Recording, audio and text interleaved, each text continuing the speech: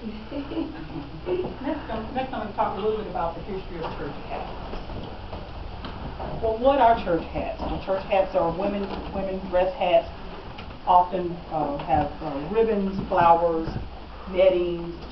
Some are more extravagant than others, like some church organizations such as the Church of God in Christ is one particular organization where they can't just have plain hats. You have to have stuff all around. So that organization historically has been known for their hats, and they still take it up to the next level. I'm looking at some of those hats, I'm like, wow, what's, you know. But it could be as plain and such as what we saw in our fashion show, our parade, just something plain with nothing on it, or a lot of stuff. These hats could be worn for everyday wear, shopping, luncheon, special occasion, and you know, our society today, we don't, you know, where it used to be where women who, when they would go out for lunches or whatever, even shopping, they would wear hats, but we typically don't do that for the most part these days.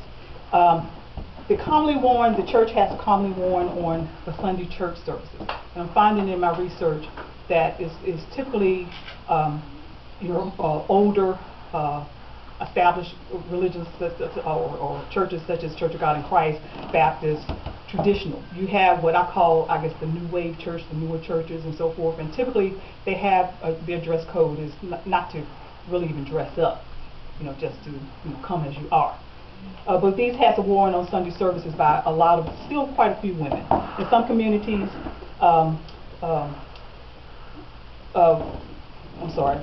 In any case, well-chosen and coordinated hats, perfect accent for any suit, or it sets it off.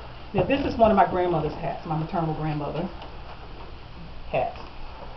And I recall when we were younger, you know, because we spent most of our lives with her. She wore a really plain hat, hand-me-down, you know. Sometimes, you know, when we look back at some of the pictures, they're kind of homely looking. However, as her children advanced, and this was one of her Mother's Day gifts, she had the suit and everything to match. This was, I believe, one of her favorite outfits, because she had the pocketbook, the shoes, and everything, you know, they gave her the whole outfit. And so you have some that are strapping like this, or some that are just plain there. Hats have personality. They can have personality, especially for those serious hat wearers. How many of you are familiar with the book Crowns? It's a book about church hats. Okay. For those of you who are not, that is a must-have book if you want to study church hats. In that book, there are testimonies or interviews that were done of hat wearers in the North Carolina area, and probably I think it was like 53 women.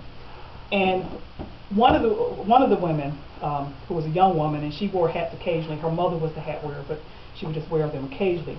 I like the way that she described hats, and hats having a personality. She said, if the hat's like what the preacher said, they'll bob up and down. If the hat's like the song, they'll sway from side to side. And I know a lot of you have seen that throughout your lives. If the hat thought you were talking too loud, it will whip around in your direction. And if a hat was really angry with you, its brim would dip just above the mother's eyes. And those could be some fierce eyes. So hats have personality, and those of us who have seen this throughout our lives, in the church in particular, you probably have, you know, can identify with all these things that this young lady talked about. Well, church hat, as we know it, has its roots in the scriptures. Where in 1 Corinthians 11:4 and 5, where it says that every man praying or prophesying having his head covered dishonoreth his head, but every woman that prayeth or prophesieth with her head uncovered dishonoreth her head, for that is even all one as if she were shaven.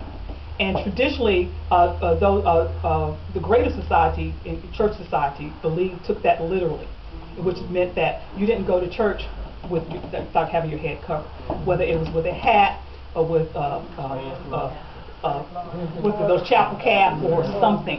I remember in the 80s when I was in college in Richmond, and I went to this church. It was a holiness church, and you know, that church believed in wearing, you know, having your head covered. I didn't participate in that, but for those who did, I remember one lady forgot her chapel cap, and she believed that so much she put a piece of paper towel to her head because she believed that she had to have her head covered. Which, of course, at that age I thought that was hilarious, but that's what she did because she believed, since she had forgot her chapel hat. And so it's based in the scriptures. Hat coverings, it's also, as far as African American churches, also has its roots in Africa with the headscarves and various ornamental headgear, so to speak. During slavery, as far as hats or head coverings, you had kerchiefs or scarves or so forth that during my generation we might wear those scarves like the bandanas on our head and so forth, head wraps and bonnets. And possibly, the women might have had some hats, maybe especially during the summertime, straw hats and so forth.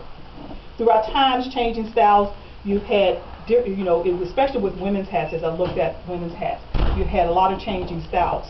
And you'll see that when you go upstairs to look at the multimedia presentation of the various styles that has changed since the Civil War.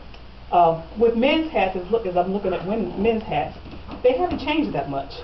You still have the fedora. It might be in slightly different styles, but no major change compared to women's hats. During the 1920s, you had the flapper style, whereas before, during the Victorian era, you had big hats and stuff on them and so forth. Flappers was more a smaller hat, and let me just take this off for a minute. A smaller hat that was close to the face and so forth.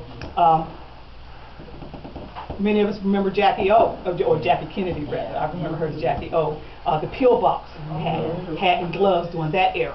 How many of you participated in you wore that kind of thing? I understand that even college students during that time, you had to have hat and gloves and so forth. During the time I was in college, you just wear whatever, thankfully. You didn't have to dress that formally all the time. And today, I noticed with hats, some of the newer hats are kind of tall. And some of them, especially when I looked at some of them on a video for the Church of God in Christ Women, some of them kind of almost look like cat in the hat style. As far as they're like, you had some that were a little tall and then some way up there, kind of like a cat in the hat style. So I guess that's the new trend, maybe, possibly, with some of the newer hats.